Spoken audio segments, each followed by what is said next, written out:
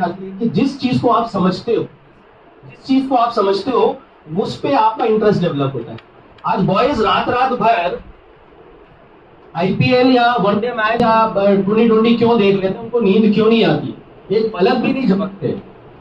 The only thing which will be remaining with you is the concepts. ये बात अभी बहुत अच्छी हो गई है कि नेक्स्ट में आप पूरा इंटर्नशिप क्लिनिकल पोस्टिंग्स में लगा सकते हो बेहिचक। Step 1 is nothing but your final year exam.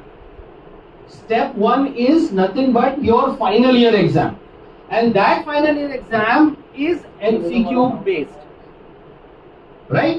So step 1, as soon as all your final year subjects are completed, the date will be announced, and all over India there will be one exam. Whether you are in Riva, you are in Vidisha, wherever you are, you will get the same paper as it is in NEET PG, right?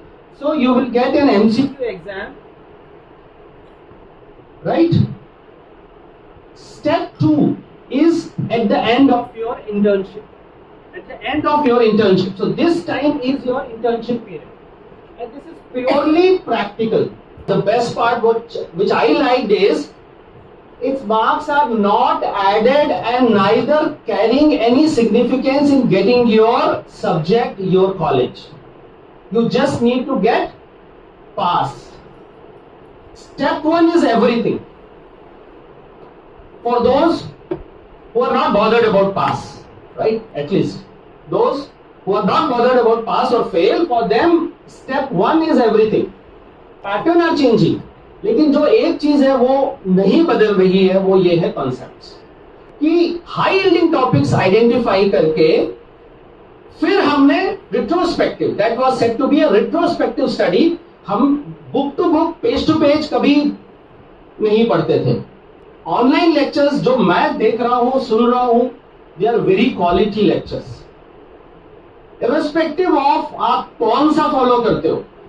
थोड़ी study करी और मुझे ऐसा लगता है कि आपको third year से you have to start preparing for your next one in any cost.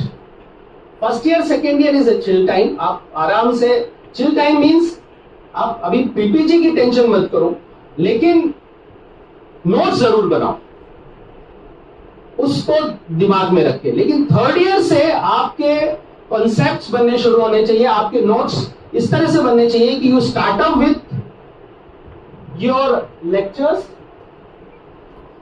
Lectures से क्या होगा, आपको हाई यील्डिंग टॉपिक्स पता चल जाएंगे, आपको फंडामेंटल्स क्लियर हो जाएंगे, and after taking those lectures when you go into text book, देखिए टेक्स्ट बुक आज भी इतनी इंपॉर्टेंट है, विदाउट टेक्स्ट बुक आज भी नहीं हो सकता क्लियर, लेकिन आप पहले लेक्चर ले लो। लेक्चर लेने के बाद जब आप टेक्स्ट बुक पे जाओगे, it become so easy and so interesting. वही बात आ जाती है कि आपको इंटरेस्ट, आपको उसके बारे में समझ आ गया, आपको उसकी मैकेनिज्म समझ में आ गई, आपको उसका रीजन समझ में आ गया, then you would go fast. क्योंकि कुछ बुक्स हैं जो मेजर बुक्स हैं, जो मेजर सब्जेक्ट्स की बुक्स हैं, it becomes very boring reading one line to line, और टाइम बहुत ज्यादा जाता है, एंड टाइम का ही सब खेल है, पूरा टाइम का खेल है। हर आदमी पढ़ना चाहता है, हर आदमी है, तो मेडिकल में आया है, यू ऑल हैव डेडिकेशन, अगर नहीं है तो फिर there is no point in discussing here.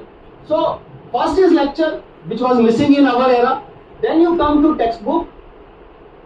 Looking into this too you have to make your notes.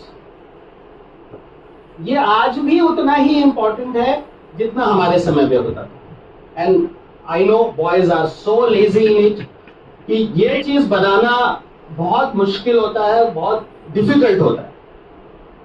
मैंने तो कभी नहीं बनाया, राइट?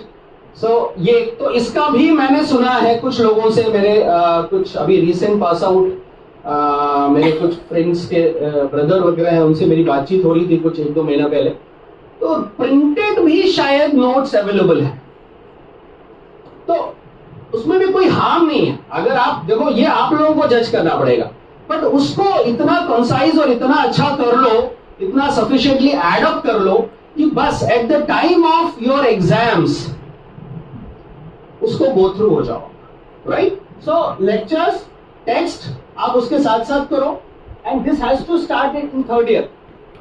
थर्ड ईयर मीन्स आपने सेकेंड प्रॉफ तक सब्जेक्ट्स टेक्स्ट बुक से पढ़े ही है. फर्स्ट ईयर टेक्स्ट बुक से पढ़ा, सेकेंड ईयर पूरा थर्ड सब्जेक्ट से टेक्स्ट बुक से पढ़ा. Third year means PSM, ortho, ENT, forensic, ये 4 सब्जेक्ट्स हैं. 4 subject and 1 year. You have got 1 year for 4 subjects. It's बहुत है, टू मच ऑफ टाइम. आप उसको यूज करें फाइनल ईयर सब्जेक्ट्स के लिए. You can start up doing certain either question bank और taking the lectures and preparing the notes. ये आपको कुछ टाइम डिस्ट्रीब्यूट करते हुए, और अपने जो सीनियर्स अभी रिसेंटली निकाले हुए हैं आप उनसे पूछेंगे तो ज्यादा अच्छा वो बता पाएंगे कि मेडिसिन को कितना देना है, सर्जरी एंड एलाइड. तो ये एग्जाम भी शायद ऐसे ही होने वाला है कि medicine and allied pre lunch session में होगा with 120 marks, 120 questions, and post lunch session pediatrics with 60 questions. So total in one day you will be having 180 questions. Or time period is I think 3 hours for this and 1.5 hours. So 4.5 hours में आपको 180 question. 270 minutes में आपको 180 questions करने. ठीक है ना. हमारे जमाने में अराउंड 300 क्वेश्चंस आते थे जिसमें हमको 3 hours मिलते थे. तो उससे तो ज्यादा टाइम मिल रहा है आप लोग, टाइम ज्यादा मिल रहा है, लेकिन continuously 3 days. So first will be for medicine and allied, pre lunch, post lunch, paediatrics with 60 questions. Then first day, day 2 surgery and allied. Allied में आपके एनेस्थीसिया आ जाएगा, रेडियोडायग्नोसिस आ जाएगा, and again 120 questions. And post lunch is surgery के साथ I think it is ENT. I think it is ENT. It's 60 questions. Third is obs-gynae, 120 questions, and post lunch it is 60 questions of health. So daily, continuously, 3 days, either continuously or 1 day gap will be there I think. तो एक दिन का gap देंगे, फिर second exam, फिर एक दिन का गैप. 5 days में 3 day continuously you will be solving daily 180 questions in 270 minutes. This is how the next will go, and this is your phase 1. और इसके लिए आपको तैयारी थर्ड ईयर में करनी होगी. You start up with certain lectures. आप टाइम डिस्ट्रीब्यूट कर लीजिए आपके हिसाब से. आपको वो जो 4 सब्जेक्ट जिनका आपको प्रॉफ में एग्जाम देना है उसके लिए कितना टाइम लगेगा, मुझे लगता है 3 से 4 महीने से ज्यादा का टाइम नहीं लगेगा इन सब्जेक्ट को पढ़ने के लिए, एक्सेप्ट पीएसएम. तो अगर हम 15 डेज दें और एटलीस्ट 1 मंथ दें पीएसएम को, तो आपका 3 से 4 महीने में थर्ड ईयर आपका खत्म हो जाएगा. Then you start up. जिनको those who really want to fight, तो आपको कवर करना पड़ेगा final year subjects in your third year. Then only in your final year you can go for your question bank and other test.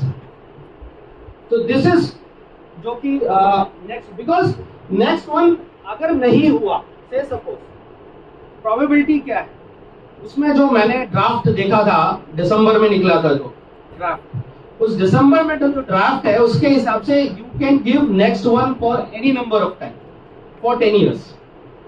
लेकिन it's not easy. एक बार देने के बाद उसमें प्रॉब्लम क्या है आपको पता है. एक बार से सपोज आपके 60% मार्क्स आए and you are not satisfied with that, you prepare again, you want to give it again. ठीक है ना. तो आप immediately नहीं दे सकते, अभी पहले आपको नेक्स्ट 2 देना पड़ेगा पहले. ठीक है ना. नेक्स्ट 2 देंगे तब तक नेक्स्ट 1 हो चुका होगा नेक्स्ट ईयर का. तो आप फिर थर्ड ईयर में आप नेक्स्ट 1 दोगे. ठीक है ना. और से सपोज 60 से कम आया तो एवरेज माना जाएगा. तो अगर एवरेज आ गया आपका 50 आ गया तो आपका एवरेज कम हो गया 55. So for you guys what I feel is next one for first attempt only. आप लोगों को वही टारगेट करना चाहिए. और मेथड बहुत सारे हैं, अकॉर्डिंगली आप उसको चेंज कर सकते हो आपके हिसाब से. It can not be universalized. लेकिन जो यूनिवर्सल थिंग है जो मुझे लगता है वो ये है कि कॉन्सेप्ट एंड नोट्स पहले भी थे, आज भी हैं. जो नोट्स नहीं बना सकते वो प्रिंटेड नोट्स ले लें, प्रिंटेड नोट्स भी नहीं लेना है तो बुक्स को ही नोट्स के फॉर्म में अंडरलाइन कर दें। एंड रिवीजन जहां तक बात होती है तो revision can only be done through MCQs.